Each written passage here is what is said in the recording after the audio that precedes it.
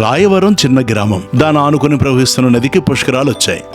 వారం రోజుల నుంచి జనం ఎక్కడి నుంచో తండోపతండాలుగా వచ్చి నదిలో స్నానం చేసి పెడుతున్నారు. వారం 10 రోజుల పాటు గ్రామస్తులకు ఇదొక పెద్ద పండగ.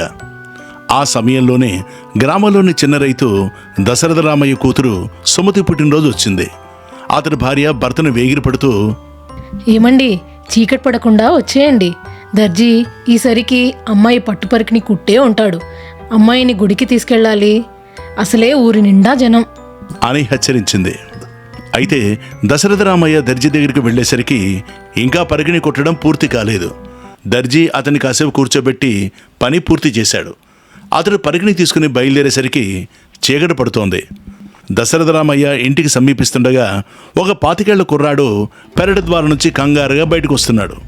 దశరథ రామయ్య అతన్ని ఏనాడూ చూసుండలేదు. ఆ కుర్రాడు బెదురు చూపులు, కంగారు చూస్తూనే దశరథ రామయ్యకు వాడు దొంగ అన్న అనుమానం కలిగింది.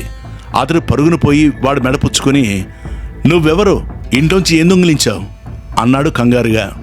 కుర్రాడు బాగా బెదిరిపోయి మాటలు రాక కాస్త తడబడ్డాడు.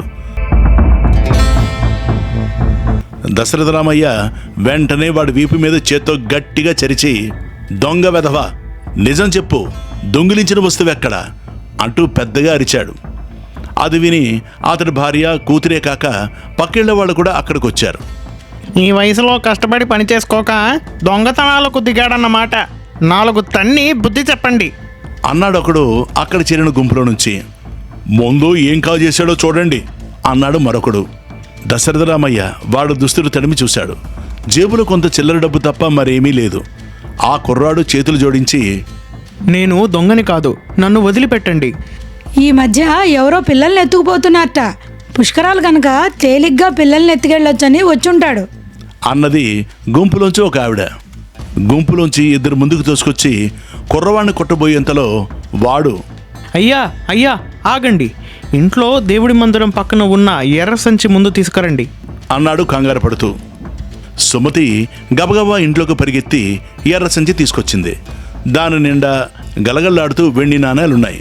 దశరథ రామయ్యకు ఆ సంచి తన ఇంట్లోకి ఎలా వచ్చిందో అర్థం కాలేదు. ఆ సంచి చూసిన కుర్రాడు గొంతు సవరించుకొని, ఆ సంచిలో 1000 వెండి కాసులున్నవి. ఆ సంచిని మీ ఇంట్లో పెట్టింది నేనే. ఎందుకు పెట్టానో చెప్పమంటారా? దశరథ రామయ్యతో పాటు అక్కడ చేరిన వాళ్ళందరూ ఆశ్చర్యపోతూ కుర్రాడికేసి చూశారు. వాడు జరిగిన సంగతి ఇలా చెప్పాడు. 12 ఏళ్ల క్రితం నాకు బాగా జబ్బు చేసింది. వైద్యులు నా తండ్రితో పట్టణం తీసుకుపోయి మంచి వైద్యం చేయిస్తే గాని నేను బతకనని చెప్పారు. అయితే మా నాన్నగారి చేతిలో అవసరానికి తగిన డబ్బు లేదు. పొరుగురిలో అతడి చిన్ననాటి స్నేహితుడు ఒకడున్నాడు. అతడు తప్పక సాయం చేయగలరన్న ఆశతో ఆయన ఆ ఊరు వెళ్ళాడు. అయితే ఆ స్నేహితుడు పుష్కరాల స్నానం కోసం ఈ ఊరు వచ్చినట్టు తెలిసింది. మా నాన్నగారు అక్కడ నుంచి అతడి కోసం ఈ ఊరు వచ్చాడు. కానీ సాయంకాలం వరకు తిరిగినా అంతమంది తీర్థ ప్రజల్లో ఆయనకు తన స్నేహితుడు కనిపించలేదు. ఇక చేసేది ఏమీ లేక తన గ్రామానికి బయలుదేరుతూ దాహం తీర్చుకునేందుకు ఊరి రచ్చబండకు ఎదురుగా ఉన్న మండువా ఇంటికి వెళ్ళి తలుపు తట్టాడు. ఇంటావిడ తలుపు తెరిచి అతడికి మంచినీళ్ళిచ్చి తిరిగి తలుపు మూసేసింది.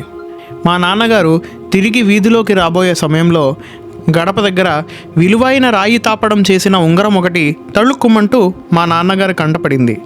ఆయన దాన్ని తీసుకుని చూసి తలుపు తట్టి ఇంటి వాళ్ళకి ఇద్దామనుకున్నాడు. కానీ చప్పున నా స్థితి గుర్తుకు రాగా ఉంగరాన్ని జేబులో పెట్టుకొని మా ఊరు చేరాడు. అది అమ్మగా వచ్చిన డబ్బుతో నాకు వైద్యం చేయించి ప్రాణాపాయం నుంచి కాపాడుకున్నారు. అయ్యా, ఆ తర్వాత మా నాన్న మీ బాకీ తీర్చేందుకు ఎంతగానో ప్రయత్నించాడు. అయినా సాధ్యపడలేదు. అయితే బాగా జబ్బు చేసి చనిపోయే ముందు మా నాన్న ఈ జరిగిందంతా చెప్పి తన కర్మకాండకు అట్టే ఖర్చు పెట్టవద్దని ఇంట్లో ఉన్న 800 కాసులకు మరి 200 ఎలాగైనా చేర్చి తమకు ఇవ్వవలసిందిగా చెప్పాడు. పోయిన మా నాన్న గురించి దొంగగా చెప్పడం మనస్కరించక 1000 వెండి కాసుల్ని రహస్యంగా తమ ఇంట్లో దేవుడి గది ముందు పెట్టాను. ఆ డబ్బు తమదే అన్నాడు చేతులు జోడించి నమస్కరిస్తూ. ఆ కుర్రాడి నిజాయితీ చూసి అక్కడ చేరిన వాళ్ళందరూ ఆశ్చర్యపోయారు. ఏమయ్యా, సంగతేమిటో తెలియకుండా కనపడి వాళ్ళందరినూ పట్టుకొని దొంగ దొంగ అంటూ కేకలు పెట్టడం ఏం మర్యాద? అని దశరథ రామయ్యను చివాట్లు పెట్టి వెళ్ళిపోయారు చాలామంది. కుర్రాడు కూడా అక్కడి నుంచి వెళ్ళిపోగానే దశరథ రామయ్య తన కూతురు చేతిలో ఉన్న డబ్బు సంచి తీసుకోబోతూ, నీ పుట్టినరోజున మంచి బహుమతి లభించింది, ఆ డబ్బుతో నీకు బంగారు గొలుసు చేయిస్తాను అన్నాడు. ఆ మాటలకు భార్య అడ్డొచ్చి, ఇంకా నయం, పసిపిల్ల వంటి మీద బంగారు ఉండడం ప్రమాదం. ఆ డబ్బుతో ముందు నేను గాజులు చేయించుకుంటాను. సుమతి డబ్బు సంచి ఉన్న చేతిని వెనక్కి లాక్కొని తండ్రిని ఈ రోజుతో నాకు ఎన్ని సంవత్సరాలు నిండాయి నాన్న అని అడిగింది.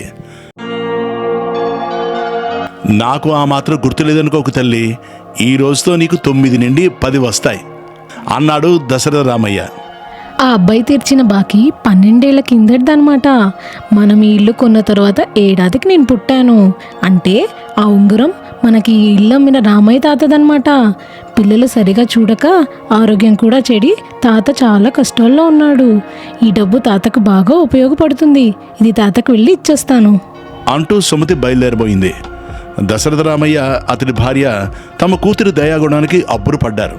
దశరథ రామయ్య భార్య కూతుర్ని ఆప్యాయంగా ముద్దాడి, సరే తల్లి, ఆ డబ్బు తాతకు రేపిద్దాంలే.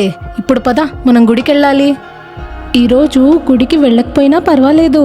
తాతకు ఈ డబ్బు ఇస్తే నాకు రెట్టింపు పుణ్యం వస్తుంది అంటూ సుమతి రామయ్య తాత ఇంటికేసి పరుగు తీసింది. వయసులో చిన్నదైన తన కూతురు గొప్ప మనసు చూసి ఆ తల్లిదండ్రులు చాలా ఆనందపడ్డారు. ఇదండి మా మంచి కథ. చిన్నపిల్లైనా తాత కష్టాన్ని చూసి ఎంత చలించిపోయిందో.